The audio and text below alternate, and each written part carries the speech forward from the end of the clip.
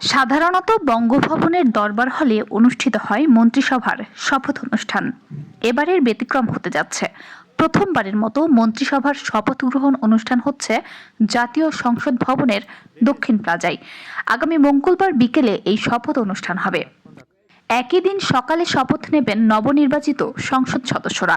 অন্তর্বর্তী সরকারের প্রধান উপদেষ্টার কার্যালয় ও বিএনপির সূত্র এ তথ্য জানিয়েছে। সংশ্লিষ্ট সূত্র জানায়, গতকাল পর্যন্ত সিদ্ধান্ত ছিল 17 ফেব্রুয়ারি মঙ্গলবার সকালে ত্রয়োদশ জাতীয় সংসদ নির্বাচনে নির্বাচিত ব্যক্তিদের শপথ পড়াবেন প্রধান নির্বাচন commissioner CEC AMM Nasir Uddin. আর বিকেলে প্রধানমন্ত্রী ও মন্ত্রিসভার সদস্যদের শপথ হবে জাতীয় সংসদের দক্ষিণ প্লাজায়। সংবিধান অনুযায়ী মন্ত্রিসভার সদস্যদের শপথ পড়াবেন রাষ্ট্রপতি। জাতীয় সংসদ হল গণতন্ত্রের কেন্দ্রবিন্দু। বিষয়টি বিবেচনায় নিয়ে মূলত রাজনৈতিক সিদ্ধান্তে দক্ষিণ প্লাজায় মন্ত্রিসভার শপথ গ্রহণ অনুষ্ঠান আয়োজন করা হচ্ছে বলে জানা গেছে। 1.5 বছর ধরে জাতীয় সংসদ না থাকলেও সংসদ ভবনকে কেন্দ্র করে বেশ কিছু গুরুত্বপূর্ণ কার্যক্রম হয়েছে। এরই ধারাবাহিকতায় মন্ত্রিসভার শপথও সেখানে হচ্ছে। গত বৃহস্পতিবার ত্রয়োদশ সংসদ নির্বাচন অনুষ্ঠিত হয়। পরদিন শুক্রবার রাতে নির্বাচনে বিজয়ী ব্যক্তিদের গেজেট প্রকাশ করেছে নির্বাচন কমিশন। ইতোমধ্যে জাতীয় সংসদ সচিবালয় নবনির্বাচিত সংসদ সদস্যদের শপথ অনুষ্ঠান আয়োজনের জন্য প্রস্তুতি নিতে শুরু করেছে। সাধারণত জাতীয় সংসদ ভবনের শপথ কক্ষে এই শপথ অনুষ্ঠান হয়ে থাকে। 2024 সালের 5 আগস্ট গণ অভ্যুত্থানে আওয়ামী লীগ সরকারের পতন হয়। পরদিন 6 আগস্ট সংসদ ভেঙে দেন রাষ্ট্রপতি।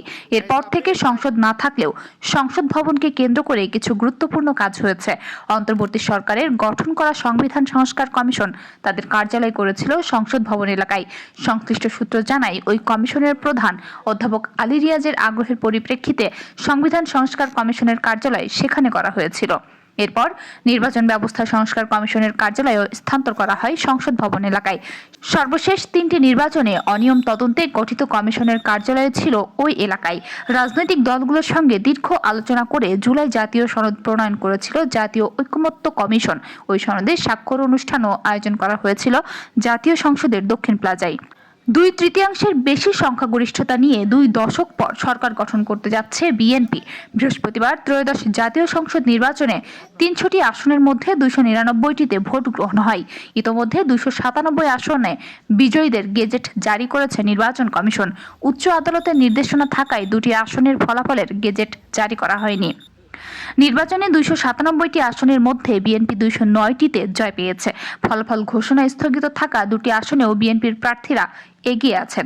তাদের শরিকেরা পেয়েছে 3টি আসন। অন্যদিকে জামায়াতে ইসলামী পেয়েছে 68টি আসন। জামায়াতাধীন 11 দলীয় নির্বাচনী ঐক্যের অন্য শরিকেরা পেয়েছে 9টি আসন। গণঅভ্যুত্থানে আওয়ামী লীগ সরকারের পতনের 1.5 বছর পর একটি নির্বাচিত সরকার দায়িত্ব নিতে যাচ্ছে। এর মধ্য দিয়ে দেশের গণতান্ত্রিক উত্তরণের পথে নতুন যাত্রা শুরু হচ্ছে।